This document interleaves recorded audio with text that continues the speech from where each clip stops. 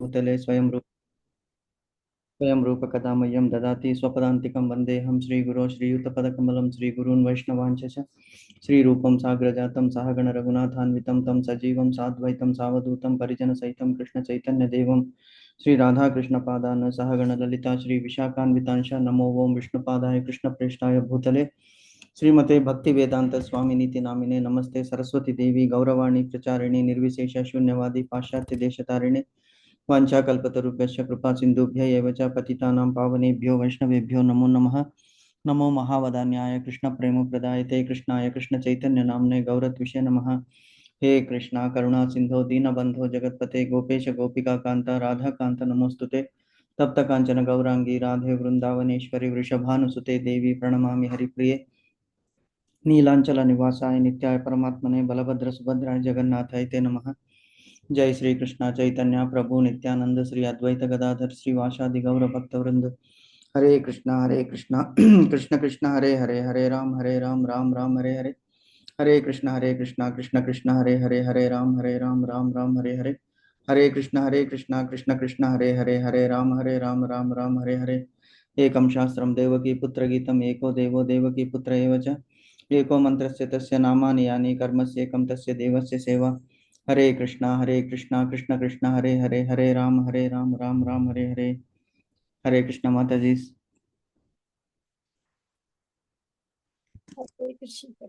हरे कृष्ण माता जी। సో నిన్న మనము we were discussing about 4.26 Bhagavad Gita 4th chapter 27th శ్లోకం అనుకుంటాను, అంతేనా?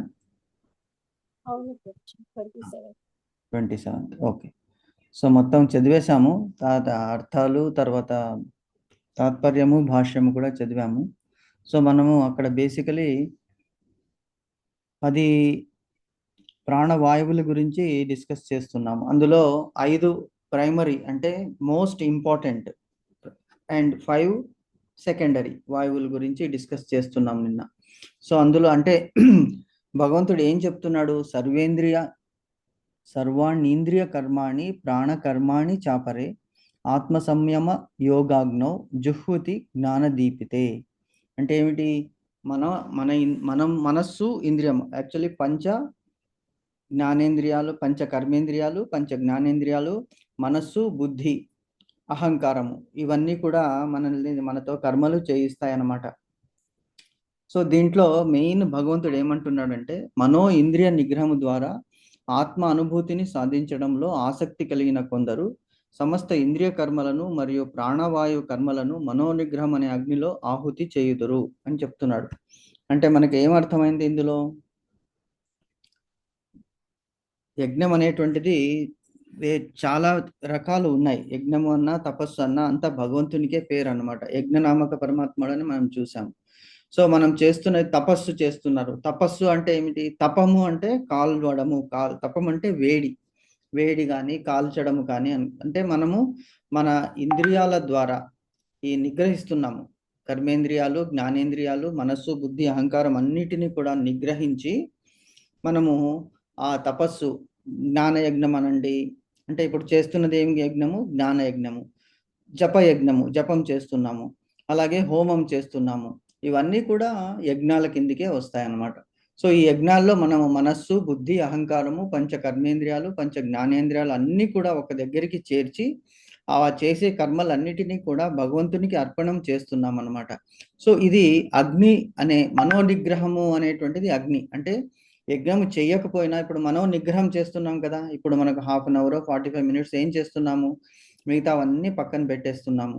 కేవలము భగవంతుని ఆరాధన, భగవద్గీత, భగవంతుడు చెప్పిన దాన్ని మనము వింటున్నాము, మనం చదువుతున్నాము, మనం అర్థం చేసుకుంటున్నాము. కాబట్టి మనస వాచ కర్మణ మనం చేస్తున్నది ఇప్పుడు జ్ఞాన యజ్ఞం అన్నమాట. సో ఇది ఏం చేస్తున్నాము? మనోనిగ్రహం అనేటువంటిది మనకి అగ్ని, నిగ్రహించాము మనం అన్నిటిని కూడా. సో అగ్ని వెలుగుతున్నది.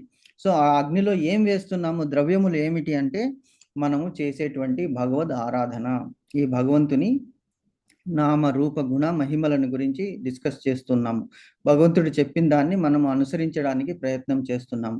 సో ఇదే ద్రవ్యం అన్నమాట.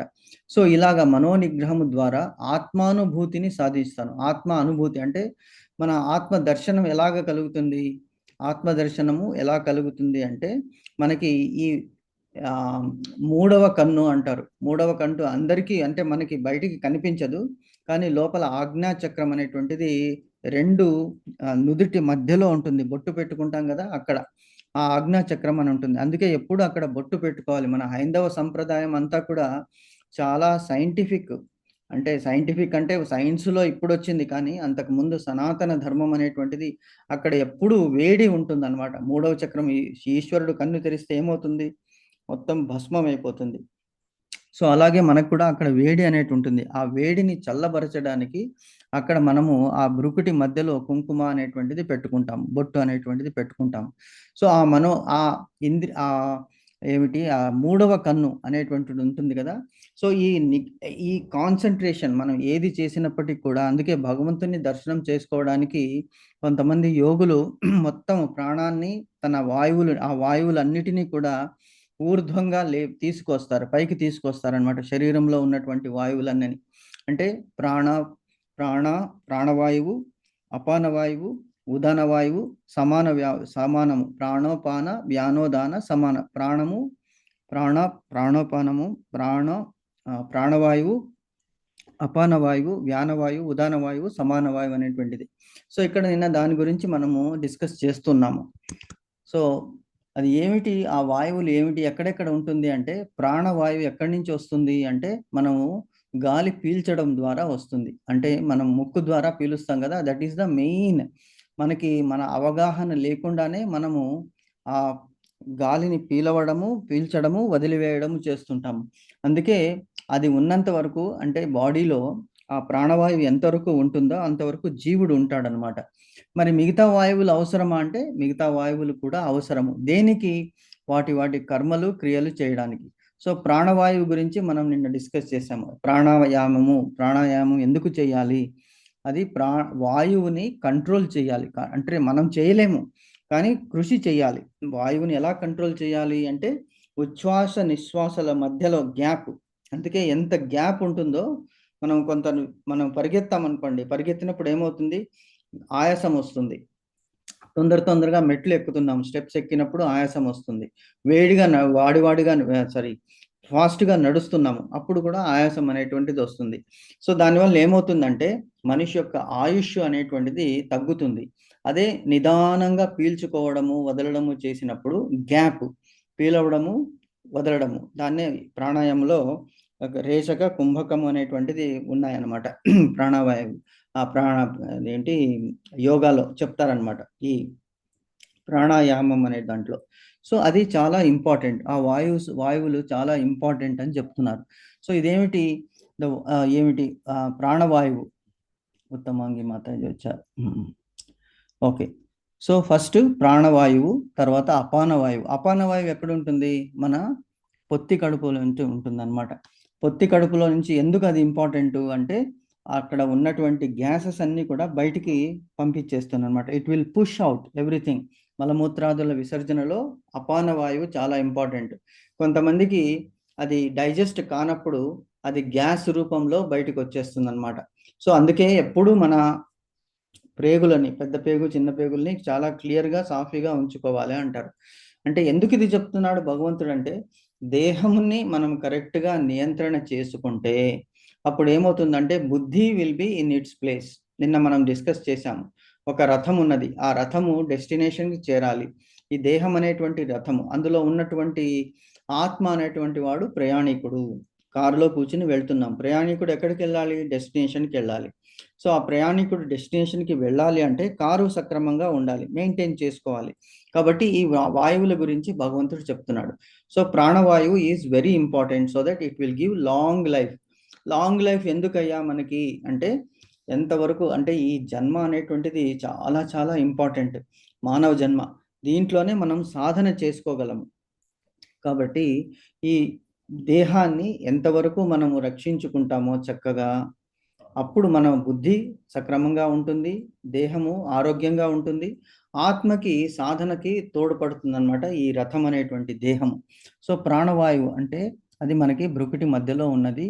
నోటి ద్వారా తర్వాత ముక్కు ద్వారా ఉచ్ఛ్వాస నిశ్వాసాలు జరుగుతూ ఉంటాయి. నార్మల్గా అయితే నోటి ద్వారా తీసుకోకూడదు, ముక్కు ద్వారానే తీసుకోవాలి. నోటి ద్వారా ముక్కు ద్వారా ఎప్పుడప్పుడు మనకి ఒకసారి జలుబు చేసినప్పుడు నోటి నుంచి తీసుకుంటాం. అందుకే నోరు మూయాలి. నోరులో తీయడము చేయడము చేసినప్పుడు అందులో ఎన్నో సూక్ష్మ క్రిములు వెళ్ళిపోతాయి లోపలికి. కానీ ముక్కులో వెళితే అక్కడ ముక్కులో ఫిల్టర్స్ ఉంటాయి. ఆ ఫిల్టర్స్ వలన అవి it will not go inside. That is very important. So అపాన వాయువు ఏమిటంటే అది ప్రాణవాయువు పైకి వెళ్తుంది, పైకి లోపలికి పైకి బయటికి వస్తుంటుంది. అపాన వాయువు ఏమిటండి, కిందికి, it will push the things అన్నమాట. నెక్స్ట్ ఉదాన వాయువు ఎక్కడ ఉంటుంది అంటే మన గొంతులో ఉంటుంది అని డిస్కస్ చేశాము. దానివల్లనే మనకి సౌండ్ అనేటువంటిది వస్తుంది. మనం మాట్లాడడం కానీ, పాటలు పాడడం కానీ, పద్యాలు చదవడం కానీ. సో ఆ గొంతులో ఆ ఉదాన వాయువు అనేటువంటిది ఉంటుందన్నమాట. సమాన వాయువు అనేటువంటిది ఫోర్త్ ఇంపార్టెంట్ వాయువు. అది ఎక్కడ ఉంటుందంటే మన శరీరంలో కడుపులో ఉంటుందన్నమాట. ఆ కడుపులో డైజెస్టివ్ సిస్టమ్స్, ఎంజైమ్స్ ప్రొడ్యూస్ చేయడము, మనం తిన్న ఆహారాన్ని అరిగించడము, మిగతా దేహాలకి సప్లై చేయడం అనేటువంటిది ఈ సమాన వాయువు. బేసికలీ మన బాడీ మెటబాలిజంని అది కంట్రోల్ చేస్తుందన్నమాట. దానివల్ల మనకి శక్తి వస్తుందన్నమాట. సో ఈ వాయువు చాలా ఇంపార్టెంట్. నెక్స్ట్ ఏమిటి, వ్యాన వాయువు అన్నాడు. వ్యాన వాయువు ఏమిటి అంటే ఇది మనకి హార్ట్, మనకి అంటే హృదయంలో ఉంటుంది. హృదయము తర్వాత లంగ్స్. సో ఏం చేస్తుంది, డైజెస్ట్ అయిన ఆహారం అంతా రక్త రూపంలో కన్వర్ట్ అవుతుంది. సో ఈ వాయువు వలన, అందుకే ఇవి ఇప్పుడు ఈ మెడిసిన్లో ఏదేదో చెప్తారనమాట ఇవన్నీ ఫ్లో అని. కానీ basically this is the scientific సనాతన ధర్మంలో మనకి భగవంతుడు చెప్తున్నాడు. వ్యాన వాయువు మొత్తం దేహానికి అంతా కూడా శక్తి రక్తం రూపంలో, ఎనర్జీ రూపంలో, మనకి అన్ని ఆక్సిజన్ రూపంలో వస్తుందన్నమాట వ్యానవాయువు. So these are the 5 preliminary వాయువులు అన్నమాట. ఎందుకు చెప్తున్నామంటే మరి ఇంకెప్పుడు మనం దీని గురించి డిస్కస్ చేయకపోవచ్చు. సో ఇప్పుడు అట్లీస్ట్ మనం అర్థం చేసుకుంటే ఈ 5 ప్రైమరీ వాయువులు, అందుకే 10 వాయువులు అన్నారు. 5 ప్రైమరీ, 5 సెకండరీ. సో ప్రాణాపాన వ్యానోదాన సమానం అనేటువంటిది 5 వాయువులు.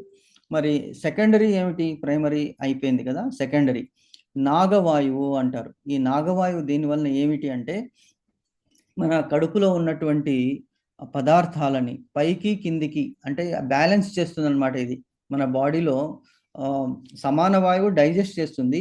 ఇది బాడీలో ఎయిర్ ఉంటుంది కదా, ఈ గాలి వలన ఇది మనకి అప్పుడప్పుడు మనకి తేన్పులు వస్తుంటాయి అందరికి. ఒకవేళ ఎక్కువ తిన్నప్పటికీ ఆకలి ఎక్కువ ఉన్నప్పుడు కూడా తేన్పులు వస్తాయన్నమాట. అది ద రీజన్ ఈస్ ఈ నాగవాయువు అనమాట. ఈ నాగవాయువు అనేటువంటిది ఇందులో మనకి ఈ తేన్పులకి, డైజెషన్కి కూడా పనిచేస్తుంది అనమాట. నెక్స్ట్ ఇది సెకండరీ వాయువులో ఏమిటి, కూర్మ వాయువు. కూర్మం అంటే ఏమిటి, మనకి తాబేలు అని తెలుసు. సో కూర్మ వాయువు అనమాట. ఇది ఎక్కడ ఉంటుంది అంటే మనకి ఈ ఆ దేశం, ఈ వాయువుల్ని ఇది కంట్రోల్ చేస్తుంది అనమాట. అంటే మనకి కొంతమందికి సైనస్ అనేటువంటిది, సైనస్ అనేటువంటి విన్నారా, ముక్కులో ఒక్కొక్కసారి ఊపిరి ఆడడం అనేటువంటిది కష్టం, బ్లాకేజ్ అయిపోతుంది. పడిశం కాదు, సైనసైటిస్ అంటారు. ఈ సైనసైటిస్కి కారణము ఈ కూర్మ వాయువు. సో ఇది ఈ కూర్మ అంటే మనకి అప్పుడప్పుడు తుమ్ములు వస్తుంటాయి. నాగవాయువు వలన ఏమొస్తుంది, తేన్పులు వస్తాయి. కూర్మ వాయువులో ఏమొస్తుంది అంటే మనకి ఏమిటి, అది తుమ్ములు వస్తాయి అన్నమాట. అంటే ఏమిటి, ఎందుకు తుమ్ములు కూడా చాలా ఇంపార్టెంట్. శరీరంలో ఉన్నటువంటి కల్మషాలన్నిటిని కూడా బయటికి వెళ్ళిపోతుంది. అలాగే తేన్పులో కూడా అది కూడా ఇంపార్టెంట్, ఆ గ్యాస్ అనేటువంటిది బయటికి వెళ్ళిపోతుంది అనమాట. థర్డ్ వన్ ఈస్ క్రకర వాయువు అంటారు. సో ఇది చాలా ఇంపార్టెంట్, ఎనర్జీ ఇస్తుంది బాడీలో మనకి. ఏమిటి, ఇది ఎక్కడ ఉంటుందయ్యా ఈ క్రకర వాయువు అంటే కళ్ళలో ఉంటుంది. ఈ కళ్ళు మూమెంట్ అవ్వాలి కదా, ఈ కళ్ళు మూమెంట్ అవ్వడానికి ఈ క్రకర వాయువు తోడ్పడుతుంది. లెఫ్ట్ రైట్ పైన కింద సర్క్యులర్ మోషన్లో మన కళ్ళు తిరుగుతూ ఉంటాయి కదా, కళ్ళు తిప్పుతుంటాము, ఐలిడ్స్ మూసుకోవడము తీసుకోవడము, ఇవన్నిటికీ కూడా ఈ క్రకర వాయువు అనేటువంటిది ఇంపార్టెంట్ ఉన్నది. సో ఇది మనకి తెలియకుండానే మన కళ్ళు మూస్తుంటాము తీస్తుంటాము. దీన్నే నిమిషము అన్నారు. నిమిషము దేవతలకి ఇలాగా ఉండదు, ఈ కళ్ళు మూతలు పడడం అనేవి ఉండదు. వాళ్ళు ఎప్పుడూ కళ్ళు తెరిచే ఉంటారనమాట. సో మనకి మానవులకి మట్టుకే, జంతువులకి మట్టుకే ఈ కళ్ళు మూయడము తీయడం అనేటువంటిది ఉంటుంది. ఇది దేని వల్ల సంభవిస్తుంది అంటే ఈ క్రకర వాయువు వలన. నెక్స్ట్ అంటే నాలుగవది సెకండరీ వాయువుల్లో దేవదత్త వాయువు అని ఉంటుంది. ఇది ఎక్కడ మనకి అప్పుడప్పుడు ఆవులు ఇస్తుంటాం. ఫస్ట్‌ది తుమ్ములు, రెండవది స్నీజింగ్, మూడవది ఆవులింతలు. ఈ ఆవులింతలు కూడా మనకి ఇంపార్టెంట్. ఇది ఎందుకు ఆవులింతలు ఎందుకొస్తుంది అంటే మన దేహంలో ఆక్సిజన్ తగ్గినప్పుడు వస్తుందన్నమాట. దేహంలో ఆక్సిజన్ అంటే మనము పీల్చుకున్న గాలి దేహానికి సరిపోదు. కాబట్టి ఎక్కువ ఆవలింతలు చేస్తాం. నిద్ర సరిగా లేకపోయినా కూడా ఆవులింతలు వస్తుంది. నిద్ర తక్కువైనా ఆవులింతలు వస్తుంది, ఎక్కువైనా ఆవులింతలు వస్తుందన్నమాట. సో ఇది కంట్రోల్ చేసేది దేవదత్తము అనేటువంటిది వాయువు అన్నమాట. నెక్స్ట్ ఫిఫ్త్ సెకండరీ అంటే ఫస్ట్ ప్రాణము, అపానము, వ్యానము, దానము, సమానము. ఇది రెండవది నాగము, కూర్మము, క్రకరము, దేవదత్తము. ఐదవది ధనంజయ అనేటువంటిది. ఇది ఎక్కడ ఉంటుంది అంటే ఇది మనకి దేహంలో ఏమవుతుంది అది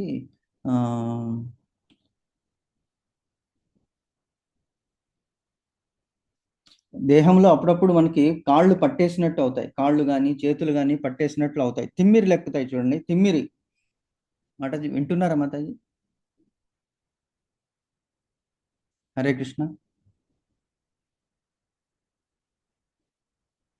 హరి బోల్. హరి బోల్. Okay Mataji, okay. అదే వింటున్నారు లేదా అంటే ఇది ప్రైమరీ డిస్కషన్ మనకి. అంటే ఇవన్నీ కూడా ప్రైమరీ వాయువులు ప్రాణాపాన వ్యానోదాన సమానస ప్రాణాలు అనమాట. ఈ 5 పంచ ప్రాణాలు అంటారు చూడండి. ప్రైమరీ ఈ పంచ ప్రాణాలు హృదయంలో తేలి ఆడుతూ ఉంటాయన్నమాట. అన్నీ కూడా అక్కడ కాన్సన్ట్రేట్ అవుతాయి. అన్నీ కూడా వేరే వేరే పార్ట్స్ ఆఫ్ ది బాడీలో పనిచేస్తూ ఉంటాయి.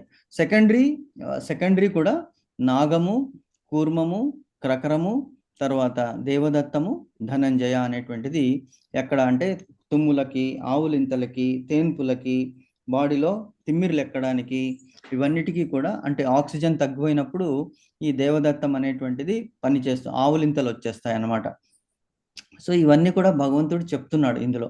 ఏమిటయ్యా అంటే అర్జున ఇవన్నీ తెలుసుకోవాలి. నువ్వు దేనివల్ల తెలుసుకోవాలి, ఎందుకు తెలుసుకోవాలి అంటే basic reason what he is telling is that because of this. ఇది 2 టైప్స్ ఉన్నాయి. ఏమిటి 2 టైప్స్ అంటే ప్రత్యగాత్మ మరియు పరాగాత్మ. ఇందులో యోగ పద్ధతి గురించి చెప్తున్నాడు. ఈ యోగ పద్ధతిలో 2 ఉన్నాయి. ఒకటి ప్రత్యగాత్మ, ఆత్మ అనేటువంటిది ప్రత్యగాత్మ మరియు పరాగాత్మగా చెప్తున్నారు. ఆత్మ ఇంద్రియ భోగ తృప్తి పట్ల ఆసక్తి కలిగినంత వరకు పరాగాత్మ అంటారు. అంటే it is depending on desires.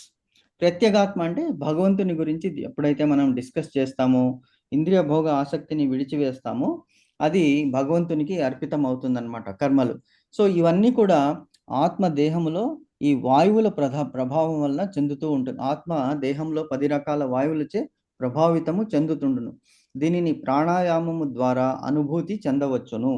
ఎందుకు చెప్తున్నాడు అంటే మనకి డిజైర్స్ ఎప్పుడు కంట్రోల్ చేసుకోగలమంటే మన దేహం మీద మనకి కంట్రోల్ ఉన్నప్పుడు. దేహం మీద కంట్రోల్ లేనప్పుడు ఏమవుతుందంటే ఇలాగా మనము ఈ డిఫరెంట్ యాక్టివిటీస్ చేస్తూ ఉంటాం.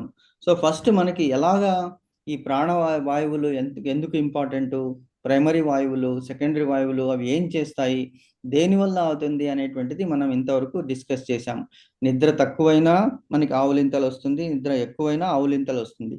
ఎక్కువ భోంచేసినా ప్రాబ్లం అవుతుంది, భోం చేయకున్నా ప్రాబ్లం. అంటే గ్యాసెస్ ఆర్ ప్రొడ్యూస్డ్. సో మనిషికి తన రథాన్ని మెయింటైన్ చేసుకోవడము చాలా important. Not only body but mind and intellect. మనస్సు, బుద్ధి, అహంకారం ఈ మూడింటిని కూడా మనం కంట్రోల్ చేసుకున్నప్పుడే సాధన అనేటువంటిది మనం చేయగలము. ఎప్పుడు సాధన చేయగలము అంటే మనం మన దేహంలో ఏమేమి ఉన్నాయి, వాయువులు ఎలా ఉన్నాయి, ఎలా పనిచేస్తాయి, ఎలాగ మనం ప్రత్యేగాత్మ గురించి చేస్తున్నామా, పరాగాత్మ గురించి చేస్తున్నామా అనేటువంటిది మనం తెలుసుకోవాలి అని ఇక్కడ చెప్తున్నాడు. సో దేహంలో వాయువులు నియంత్రించబడి భౌతిక ఆసక్తుల నుండి ఆత్మశుద్ధి పడుటకు ఎట్లు తోడ్పడగలదో తెలుపడి సాంకేతిక విధానమును గురించి మానవునికి ఈ పతంజలి యోగ సిద్ధాంతము ఉపదేశించును. ఇక్కడ ఎందుకు పతంజలి యోగ సిద్ధాంతం చెప్తున్నాడు భగవంతుడు అంటే, మనం తెలుసుకోవాలి. బాడీ అంటే డిఫరెంట్ సైన్సెస్ ఉన్నాయి. ఆ సైన్సెస్ అన్నిటి కూడా అందుకే అన్నాడు, శ్రీమద్ భగవద్గీత అనేటువంటిది మహాభారతము పంచమ వేదం అయితే, ఆ పంచమ వేదంలో ఉన్నటువంటి సారము భగవంతుని చెప్పినటువంటి ఈ భగవద్గీత. సో అన్నీ ఒక్క దగ్గర, భగవద్గీత ఒక్కటి చదివితే మనకి చాలు. భగవద్గీత, భాగవతం. ఇంకా మనము లైఫ్లో అభివృద్ధి చెందాలి, మనకి ఇంకా తెలుసుకోవాలి అనేటువంటి తృష్ణ ఉంటే మహాభారతము చదవాలి, రామాయణం చదవాలి. ఆదర్శ గృహస్థుడు ఎలాగ బతకాలి అనేటువంటిది రామాయణం తెలుపుతుంది. మహాభారతం ఏమి చెయ్యకూడదు అనేటువంటిది చెప్తుంది అనమాట. సో ఏమి చెయ్యాలి అనేటువంటిది రామాయణం చెప్తుంది, ఏమి చెయ్యకూడదు అనేటువంటిది మహాభారతం చదువుతుంది. అంతవరకు మనకి ఓపిక లేదండి అంటే కేవలం 700 శ్లోకాల్లో ఉన్నటువంటి భగవద్గీతని మనం చదివితే చాలన్నమాట. భగవద్గీత మానవ జీవితాన్ని ఎలా గడపాలి అని చెప్తుంది. శ్రీమద్ భాగవతం ఏం చెప్తుంది అంటే, ఈ మానవ జీవితం గడపడం ఒక ఎత్తు, ఈ మానవ జీవితాన్ని మనము కృతకృత్యులు చేసుకుని భగవద్ధామానికి ఎలా వెళ్ళాలి అనేటువంటిది, ఎలా వెళ్ళారు పూర్వీకులు, ఎలా వెళ్ళారు భాగవతోత్తములు, ఎలా వెళ్ళారు గోలోక ధామానికి, ఎలా వెళ్ళారు అనేటువంటిది శ్రీమద్ భాగవతం చెప్తుందన్నమాట.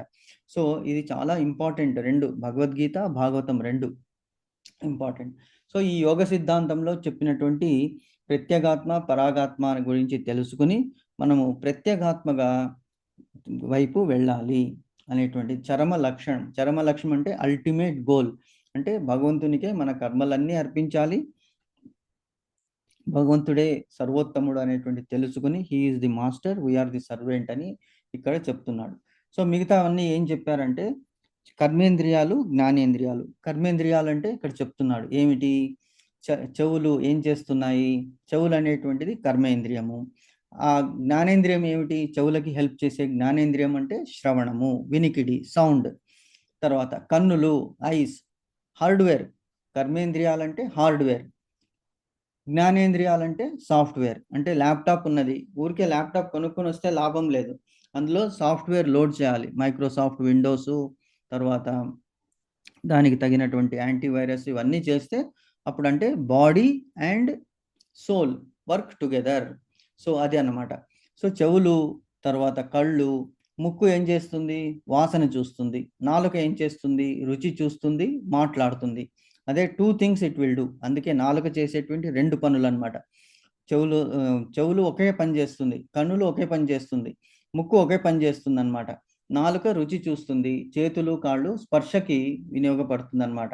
అంటే ఇవన్నీ కూడా మనకి భాగవతంలో చెప్తారు. భగవంతుణ్ణి అర్చించడానికి దేహాల్లోని అన్ని పార్ట్స్ ఉపయోగించాలి. తల, దేవుడికి వంచిన తలనే తల అంటే, లేకపోతే అది ఒక బండరాయి అన్నమాట. సో అలాగే కళ్ళు, మనం దేవుణ్ణి చూడ్డానికే కళ్ళను ఉపయోగించాలి, లేకపోతే ఏముంటుంది, నెమలి పింఛంలో కూడా కళ్ళు ఉన్నది, అలాగ అయిపోతుంది, అంటే దృష్టి అనేటువంటిది ఉండదు. అలాగే చెవుల్లో ఏమిటి, భగవంతుని నామకీర్తన వినాలి, లేకపోతే అది ఎలుకలు దూరేటువంటి రంధ్రాలు, అంటే ఇక్కడి నుంచి వెళ్ళి అక్కడి నుంచి వచ్చేస్తుంది. అలాగే నోరు కూడా భగవంతుని కీర్తనలు చేయడానికి యూజ్ చేయాలి, లేకపోతే అనవసరమైనటువంటి మాటలు డిస్కషన్ చేస్తే ఇట్ ఈస్ లైక్ ఏ కప్ప, బెకబెకలాగా కప్ప అంటుంటుంది కదా, అలాగా మన మాటలు నిర్వ్యర్థం అయిపోతుంది అనమాట. చేతులు కాళ్ళు ఏం చేయాలి, చేతులు భగవంతుని అర్చించడానికి, భగవంతుని పూజించడానికి, భగవంతుని మందిరాన్ని శుచి చేయడానికి, శుభ్రం చేయడానికి యూజ్ చేయాలి. ఆ భగవంతునికి పూలు గుచ్చడానికి, మాలలు గుచ్చడానికి, భగవంతునికి డెకరేషన్, అలంకారం చేయడానికి, ఈ పూజలు చేయడానికి చేతులను ఉపయోగించాలి. కాళ్ళు మందిరానికి వెళ్ళాలి, భగవంతుని మందిరానికి వెళ్ళాలి. అప్పుడే మన మొత్తంలో దేహంలో ఉన్నటువంటి అన్ని, నాసిక భగవంతునికి అర్పించినటువంటి పూలని వాసన చూడాలి, నాలుక భగవంతునికి అర్పించినటువంటి నైవేద్యాన్ని ప్రసాదంగా తీసుకుని మన దేహాన్ని, మనల్ని, ఆత్మని ఉద్ధరించుకోవాలి అని చెప్తారనమాట. కాబట్టి ఇవన్నీ కూడా ఇంపార్టెంట్. కర్మేంద్రియాలు, జ్ఞానేంద్రియాలు ఎప్పుడు మనము we should be aware, we should be alert. మనం ఎప్పుడు కూడా ఏం చేస్తున్నాము, ఏం మాట్లాడుతున్నాము, ఏం చూస్తున్నాము, ఎక్కడికి వెళ్తున్నాము అనేటువంటిది మనం చూడాలి. అంటే మరి మిగతా ఏమీ చెయ్యకూడదా అంటే, మనకి ఏది అవసరమో అది తప్పకుండా చెయ్యాలి. భగవంతుడు అంటాడు, "అన్నీ మానేసి, యుద్ధం మానేసి కేవలం నన్నే తలుచుకుంటూ కూడు" అనట్లేదు. మనం మా మనుస్మర యుద్ధచ. భగవంతుడు మయ్యార్పిత మనోబుద్ధి మా మనుస్మర యుద్ధచ. నాకు అర్పించినటువంటి మనస్సు, బుద్ధితో యుద్ధము చేయాలి. అంటే మన కర్మలు చేయాలి అని చెప్తున్నాడు భగవంతుడు. అంతేకాని అన్నీ మానేసి కేవలం నన్నే తలుచుకుంటూ కూడు అంటే అది సన్యాసం అయిపోతుంది. సన్యాసంలో కూడా యోగము చేయాలి. యోగములో యోగం అంటే నియమిత కర్మలు చేస్తూ, సన్యాసం అంటే వితౌట్ అటాచ్‌మెంట్. న్యాసం అంటే విడిచిపెట్టడము. సన్యాసం అంటే చెడు విడిచిపెట్టి మంచిని తీసుకోవడము అనేటమాట. అందుకే సన్యాస పదానికి అది అర్థం అన్నమాట. సో, బాహ్య కార్యాలతో నెలకొల్పడం. ఇంద్రియాలన్నీ ఏం చేస్తున్నాయి? ఇంద్రియ విషయాలలో లగ్నమై ఆత్మకు అన్యమైన బాహ్య కార్యాలలో నెలకొల్పడకు తోడ్పడం. చాలా డిఫికల్ట్ ఇవి. అంటే ఇంద్రియాలన్నీ కూడా చాలా బలవంతం. చాలా బలమైనవన్ అన్నమాట. అర్జునుడు కూడా అంటాడు 7th చాప్టర్‌లో ఆహ్, వాయోరపి సుదుర్ష అంటాడు. వాయోరపి మనస్సునైనా కంట్రోల్ చేసుకోవచ్చు కానీ, వాయువునైనా కంట్రోల్ చేయొచ్చు గానీ, మన ఇంద్రియాలని కంట్రోల్ చేయలేకపోతున్నాము అంటున్నాడు అర్జునుడు. అప్పుడు కృష్ణుడు ఏమంటున్నాడు? అవును అర్జున, అంగీకరిస్తాను. కానీ అది సన్యాసము ద్వారా, విరక్తి ద్వారా మనము దాన్ని కంట్రోల్‌లోకి తీసుకోవచ్చు అని అంటున్నాడు కృష్ణుడు. సో, కృష్ణ భగవంతుడు చెప్తున్నాడు. We should control our self. లేకపోతే ఏమవుతుంది? ఇంతకుముందు శ్లోకంలో చెప్పుకున్నాం గదా! 4.26లో అనిమల్స్ అంటే అనిమల్స్‌కి మనకి హ్యూమన్స్‌కి ఏమిటి డిఫరెన్సు? జంతువులకి అవి చేస్తున్నాయి 4 పనులు. మనము 4 పనులు చేస్తున్నాము. ఏం పనులు చేస్తున్నాము? అవి తింటున్నాయి. మనము తింటున్నాము. అవి సంతానాన్ని ఉత్పత్తి చేస్తున్నాయి. మనము చేస్తున్నాము. అవి ఏం చేస్తున్నాయి? పడుకుంటున్నాయి. మనము పడుకుంటున్నాము. తర్వాత ఏదైనా అవి భయపడినప్పుడు భయానికి అవి కూడా డిఫెండ్ చేస్తున్నాయి. అంటే ఫైట్ చేస్తున్నాయి. ఈ 4 ప్రతి ఒక్క జీవి చేస్తున్నాడు. మరి మానవులకి, జంతువులకి డిఫరెన్స్ ఏమిటి అంటే విచక్షణ జ్ఞానము. విశిష్టమైనటువంటి జ్ఞానము. అదే ఆ జ్ఞానమే భగవంతుడు ఎవరు? భగవంతుడిని మనం ఎందుకు పూజించాలి? మన కర్మలన్నీ కూడా నిష్కామ కర్మలు ఎలాగవుతాయి? ఎప్పుడవుతాయి? అని తెలుసుకొని చేసేటువంటిదే మాన మానవులకి, జంతువులకి డిఫరెన్స్. అంటే మనం ఇప్పుడు ఆల్మోస్ట్ పోస్ట్ గ్రాడ్యుయేషన్ లెవెల్‌కొచ్చాం. పీహెచ్‌డీ లెవెల్‌కి వెళ్తున్నాం. ఆ టైంలో మనకి పీహెచ్‌డీ కష్టం అనిపించొచ్చు. అయినా వదలకూడదు. వద్దులే పీహెచ్‌డీ వద్దు మళ్ళీ ఫస్ట్ స్టాండర్డ్‌కి వెళ్దామని ఎవరైనా అనుకుంటామా? అనుకోకూడదు. అంటే కష్టసాధ్యమైనప్పటికీ కూడా మనము విడుచుకుంటూ వెళ్ళాలి అన్నమాట. సో, అప్పుడు మనకి ఆ చరమ లక్ష్యం అనేటువంటిది దొరుకుతుంది భగవంతునికి. భగవంతుని ధామానికి వెళ్ళడం సాధ్యమవుతుందనమాట. సో, ఇవన్నీ కూడా ఏం చెప్పాడు భగవంతుడంటే, ఈ ఆత్మకి కావాల్సినటువంటి ఆహారము భగవంతుని మీద ప్రేమ, భగవంతుని సంకీర్తన, భగవంతుని మహిమల గుణగానము కేవలం మనము చెప్పుకోవడమే కాదు, 10 మందికి మనము తెలియజేయాలి. ఎందుకు? అప్పుడే భగవంతుడు ప్రీతి చెందుతాడు. మనం అంటే నీకు తెలుసు. నీకు తెలిసిన దాన్ని 10 మందికి పంచు. ఇందులో కష్టమేముంది? ఇందులో నష్టమేముంది? ఇందులో మనకి పోయేదేముంది? ఇంకా వస్తుంది. భగవంతునికి మనం నామ మహిమలను ఇంకొక 10 మందికి చెప్పామనుకోండి, they will be very happy. So, మనం ఆ ప్రయత్నము చేయాలి. వాళ్ళు హ్యాపీగా ఫీల్ అవుతారు. భగవంతుడు కూడా మన మీద ఆహ్, ఏమిటి సంతృప్తి భగవంతునికి కూడా he will be very, very happy because you are helping others to to Goloka ధామము అని చెప్తున్నాడు. సో, ప్రాణవాయు కార్యాలుగా చెప్పబడును. అపానవాయు అధోముఖముగా కిందికి ప్రసరించును. అధోముఖము, ఊర్ధ్వముఖం అంటే పైన. అధోముఖం అంటే కింద. మళ్ళీ ఇంతకు ముందే చేసాం ఇది. సో, జస్ట్ ఇన్ఫర్మేషన్ గురించి మనము అంటే we are recollecting what we have discussed about 10 types వాయువులు. 5 ప్రైమరీ, 5 సెకండరీ. సో, ప్రైమరీ ప్రాణాపాన, వ్యానోదాన, సమానస ప్రాణాలు. అలాగే 5 సెకండరీ నాగము, కూర్మము, క్రకరము, ధనంజయము, దేవదత్తము అనేటువంటిది 5 వాయువులనమాట. ఈ వాయువులు కూడా మనల్ని కంట్రోల్ చేస్తుంటాయి. కాబట్టి ఏమిటి వ్యానవాయు సంకోచము వ్యాకోచము, సంకోచించుటకు విస్తరించుటకు మూల కారణం అగును. సమాన వాయువు సమానత్వం నెలకొల్పును. ఉదాన వాయువు ఊర్ధ్వముఖంగా పైకి ప్రసరించును. ఒకరు జ్ఞాన ప్రకాశమును సాధించినప్పుడు వీటన్నిటిని ఆత్మానుభూతి అన్వేషణలో వినియోగించుదురు. అంటే ఇవన్నీ యోగ సూత్రాలు అన్నమాట. యోగులు ఎలా చేస్తారు, యోగులు ఎలా కంట్రోల్ చేసుకుంటారంటే మన దేహంలో ఉన్నటువంటి చక్ర మూలాధారం నుంచి సహస్రారం వరకు ఉన్నది, కింది నుంచి పైకి వరకు. సో ఏ మనిషి అయితే సాధన చేస్తాడో, దివ్య ఆత్మలు ఉంటాయో, దేహాన్ని వదిలి వెళ్ళేటప్పుడు ఆత్మ కొంతమందికి అంటే సాధకులకి, యోగులకి, ఋషులకి, మునులకి మంచి ఆత్మలైనప్పుడు, మహాత్ములైనప్పటికీ వాళ్ళ ఆత్మ సహస్రారం అంటే పైన మనకి బ్రహ్మరంధ్రం అంటారు కదా, తలలో చాలా మెత్తగా ఉంటుంది. చిన్నప్పుడు బిడ్డ పుట్టినప్పుడు అక్కడ అది it will be beating like heart beat లాగా ఉంటుంది తల మీద. దాని మీద నూనె పెట్టి మెల్లిగా మర్దన చేసి దాన్ని గట్టిపరుస్తామన్నమాట. ఎందుకు అంటే అందుకే చాలా ఇంపార్టెంట్ పార్ట్ అది. సో ఎవరైతే మహాత్ములు ఉంటారో వాళ్ళు దేహాన్ని వదిలిపెట్టేటప్పుడు అక్కడి నుంచి అంటే కింది నుంచి మూలాధారం నుంచి సహస్రారం వరకు కూడా కంట్రోల్ చేసుకుంటూ ఆ వాయువులని పైకి తీసుకెళ్తారనమాట. ఊర్ధ్వముఖంగా తీసుకెళ్ళి ఆ రంధ్రం నుంచి, పైన బ్రహ్మరంధ్రం అంటారు, సహస్రారం అంటారు, అక్కడి నుంచి వదిలిపెడితే వాళ్ళకి మళ్ళీ మోక్షమే వాళ్ళకి డెస్టినేషన్. మళ్ళీ జన్మ అంటూ ఉండదు. సో దానికంటే తక్కువ ఉన్నది కొంతమందికి ఏమవుతుంది, కళ్ళలో నుంచి వెళుతుంది, కొంతమంది ముక్కు, కొంతమంది నోరు, కొంతమందికి ఊర్ధ్వ అంటే కింద ఉన్న రంధ్రాల్లోంచి వెళ్తే చెవుల్లోంచి కొంతమందికి.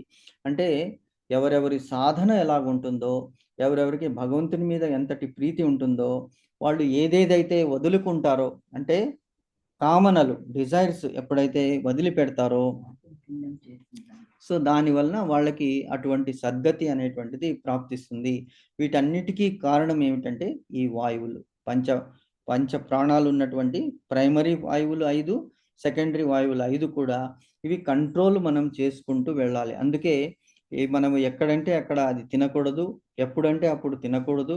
భగవంతునికి అర్పించినటువంటి ప్రసాదాన్ని, నైవేద్యాన్నే మనం ప్రసాదంగా స్వీకరించాలి. అప్పుడు మనము అందుకే ఆహారము, వ్యవహారము అని 2 ఉన్నది. మిత ఆహారము, మిత వ్యవహారము. ఈ 2 ఉన్నప్పుడు దేహానికి పుష్టి, శక్తి, బలము వస్తుంది. అప్పుడు మనము ఈ సాధనలో మనం తప్పకుండా ముందుకి వెళ్ళగలుగుతాం అన్నమాట. సో అది ఇక్కడ మనకి చెప్తున్నాడు అన్నమాట. తర్వాత ఇంకేం చెప్తున్నారు, ఒకరు జ్ఞాన ప్రకాశమును సాధించినప్పుడు వీటన్నిటిని ఆత్మానుభూతి అన్వేషణలో వినియోగిస్తున్నారు. జ్ఞాన ప్రకాశం అంటే ఎవరు, ఆత్మ దర్శనం అంటారు. అదే దాన్ని ఏమంటారు, అపరోక్ష జ్ఞానం అని కూడా అంటారనమాట. ఎప్పుడైతే భగవంతుడు మనకి కనిపిస్తాడు, యోగులకి, మునులకి, ఋషులకి కనిపిస్తాడు. ఎలాగా, జస్ట్ లైక్ ఏ ఫ్లాష్. అంటే ఒక సెకండ్లో 100th part you cannot even imagine. అలాగా కనిపించి అంటే వాళ్ళ సాధనకి అనుగుణంగా భగవంతుని దర్శనము మనకి ఎక్కువ తక్కువ అనేటువంటి దాంట్లో లభిస్తుంది అని చెప్తున్నాను అనమాట. సో ఇది యోగ పద్ధతి. యోగ పద్ధతిలో మనం ఇంతవరకు నేర్చుకున్నది ఏమిటయ్యా అంటే, ఇందులో మనకి దేహంలో ముఖ్యంగా 10 ప్రాణవాయువులు ఉంటాయి. 5 ప్రైమరీ, 5 సెకండరీ. వీటి ఎలాగా మన దేహంలో అంటే చూడండి, హౌ గాడ్ హ్యాస్ క్రియేటెడ్ ఈ మన మెషిన్, మన మానవ జీవితము ఒక్కొక్కసారి మనం ఆలోచించడానికి మనకి టైం కూడా కావాలి. రోజు పొద్దున్న 5 గంటలకి 6 గంటలకి లేచి పరిగెత్తిపోయి రాత్రి 10, 10:30, 11 గంటలకు వచ్చి ఏది ఉందో అదే టీవీ చూసుకుంటూ తినేసి పడుకుని మళ్ళీ పరిగెత్తిపోయేటువంటి ఎంతోమంది అలాగున్నారు. అంటే వాళ్ళు జీవితం గడిస్తే చాలయ్యా నాకు అంటే అంతటి టెన్షను, స్ట్రెస్‌లో ఉన్నటువంటి వాళ్ళు చాలామంది ఉన్నారు. మరి వీళ్ళందరికీ ఎలాగా అంటే ఎప్పుడు తెలుసుకుంటారు అంటే ప్రయత్నం చేయాలి. మనం 60 ఏళ్ళు, 65 ఏళ్ళు వచ్చిన తర్వాత మనం స్టార్ట్ చేద్దామంటే అప్పుడు దేహానికి ఓపిక ఉండదు, ఇంద్రియాలు కూడా సరిగా పనిచేయవు. అప్పుడు ఏమవుతుంది, మానవ జన్మ వ్యర్థం అయిపోతుందన్నమాట. కాబట్టి ముందు నుంచే మనము ఈ ప్రయత్నం అనేటువంటిది చేయాలి. ముందు నుంచే ప్రయత్నం. అందుకే ఇప్పుడు స్కూల్లో కూడా ఇది ఇంట్రడ్యూస్ చేస్తున్నారు. మెకాలే ఎడ్యుకేషన్ అనేటువంటిది బ్రిటిష్ వాడు పెట్టాడనమాట. మన భారతీయులు చాలా పురోభివృద్ధి చెంది వీళ్ళ శిక్షణ హైయెస్ట్ లెవెల్కి వెళ్ళిపోయింది. నలంద, తక్షశిల యూనివర్సిటీస్ అన్నీ కూడా అప్పుడు ఉన్నాయి. అంటే ఇక్కడ జీవితాన్ని ఎలాగా గడపాలి అనేటువంటిది బాగా ఋషులు మునులు తెలుసుకున్నారు. వాళ్ళు ఆ సాధనలో ఏం చేశారు, ప్రాపంచిక వస్తువుల గురించి తక్కువ ఇంపార్టెన్స్ ఇస్తూ మానవ నైతిక విలువలు, దేహదారుఢ్యము, ఆ ప్రాణాయామము, యోగ పద్ధతి ఇవన్నీ కూడా నేర్చుకున్నారు. ఇవన్నీ కూడా బ్రిటిష్ వాళ్ళు వచ్చి 200 సంవత్సరాల్లో నాశనం చేసేసారనమాట. ధర్మము, మోక్షము మర్చిపో, అర్థము, కామము తీర్చుకో. డబ్బు సంపాదనే ఇంపార్టెంటు. దానివల్ల డిజైర్స్, కోరికలని తీర్చుకుంటే అదే మోక్షము. ఎవరు చూశాడు మోక్షము? ధర్మం అంటే ధర్మాన్ని పట్టుకుంటే, న్యాయం పట్టుకుంటే నీకేమీ ఒరగదు అనేటువంటి విద్యని వాళ్ళిచ్చారు. ఇప్పుడు స్లోలీ మొన్న ఇక్కడ హిందూ సమ్మేళనం అని ఒకటి జరిగింది మాతాజీ. మొన్న దేశంలో 2 లక్షల ప్లేసెస్‌లో ఇది జరుగుతున్నది ఇప్పుడు. మీరు చూసే ఉంటారు. ఈవెన్ హైదరాబాద్‌లో ఇక్కడ రమాంతపూర్‌లో జరిగింది. అలాగే చాలా చోట్ల జరుగుతున్నది. అంటే ఈ హిందుత్వాన్ని మేలుకొలుపుతున్నారు. అంటే మన సమాజము, మన సనాతన ధర్మం ఏమిటి? మనం ఎవరు అసలు? మనం ఎలా ఉండాలి? ఎలా ప్రవర్తన ఉండాలి? అన్ని గురించి డిస్కస్ చేస్తున్నారు వాళ్ళు. సో, ఇప్పుడు ఎడ్యుకేషన్ సిస్టమ్ అనేటువంటిది ఈ కొత్త మన central government they are trying to change. So that పిల్లలు చిన్నప్పటి నుంచే ఫస్ట్ స్టాండర్డ్, సెకండ్ స్టాండర్డ్ నుంచి ఇవన్నీ శాస్త్రాల గురించి అభ్యసించి, శాస్త్రాలతో పాటు దారుఢ్యానికి ఎన్నో కళలున్నాయి మనకి. ప్రాచీన కళలున్నాయి. ఏమిటి యోగం ఒకటి, తర్వాత కేరళలో మనకి కొన్ని కర్ర సాము తిప్పడము, కర్ర ఏమిటి sword, fighting of the sword, horse riding, ఇవంటే దేహానికి స్విమ్మింగు ఇవన్నీ కూడా నేర్పిస్తున్నారు. కేవలం ఒక విద్య అదొక్కటే చదవడం ఒక్కటే కాదు, మొత్తం అంతా ఆల్ రౌండర్‌గా డెవలప్ చేస్తున్నారు. అలాగే పతంజలి యోగ యూనివర్సిటీ అని మనకున్నది. అక్కడ ఆల్రెడీ 10 సంవత్సరాల క్రిందమే స్టార్ట్ చేసేసారు. Every year they are producing around 10,000 students who are going to be our future leaders. వీళ్ళందరూ కూడా ధర్మము, అర్థము, కామము, మోక్షము ఈ 4 చతుర్విధ పురుషార్థాలని ఎలాగ మనం ఉపయోగించాలి, దేశాన్ని ఎలాగ ముందుకు నడపాలి, న్యాయం అంటే ఏమిటి, ధర్మం అంటే ఏమిటి, సత్యం అంటే ఏమిటి, ఎలాగ మనం మానవులకి అందరూ బంధువులే అనేటువంటిది వీళ్ళు అక్కడ నేర్పిస్తున్నారన్నమాట. సో, ఇవన్నీ కూడా ఇక్కడ మనకి ఈ శ్లోకంలో మనకి నేర్చుకున్నది ఏమిటయ్యా అంటే, యోగ పద్ధతి ద్వారా మన దేహాన్ని ఎలాగ కంట్రోల్ చేసుకొని, ఆ దేహాన్ని ఎలాగ భగవంతుని వైపు మళ్ళించి, కోరికలను తగ్గించుకొని, మనల్ని భగవంతునికి మనమే ఆత్మ సమర్పణ, అదే అగ్ని అంటారు కదా, మనోనిగ్రహం అనేటువంటి అగ్నిలో ఈ అనేటువంటి తపస్సు, జ్ఞాన అర్జన, అలాగే మనం చేసేటువంటి జపాలు, చేసేటువంటి హోమాలు, భగవంతుని గురించి మనం చేసేటువంటి ప్రచారము, భగవంతుని గురించి చెప్పేటువంటి ఈ మహిమలు ఇవన్నీ కూడా అందులో ఉండి ద్రవ్యాలుగా మనము వాడాలి అని ఇక్కడ చెప్తున్నారనమాట ఈ శ్లోకంలో. ఇందులో ఏమన్నా క్వశ్చన్స్ ఉన్నాయి మాతాజీ? అర్థమైందా? అర్థమైంది ప్రభుజీ. అదే ప్రభుజీ, మామూలుగా ఋషులు గాని వీళ్ళు మునులు అప్పటి ఈ మన హైందవ సంప్రదాయాలు వీళ్ళందరూ కూడా యోగ సాధన ద్వారా ఈ వాయువులన్నిటిని కూడా నిగ్రహించుకోవడము, వాళ్ళు అలా చేయడం మూలన అవన్నీ అట్లా కంట్రోల్లో ఉంచుకునేవాళ్ళు కదా ప్రభుజీ వాళ్ళు. యోగం అనేటువంటిది చాలా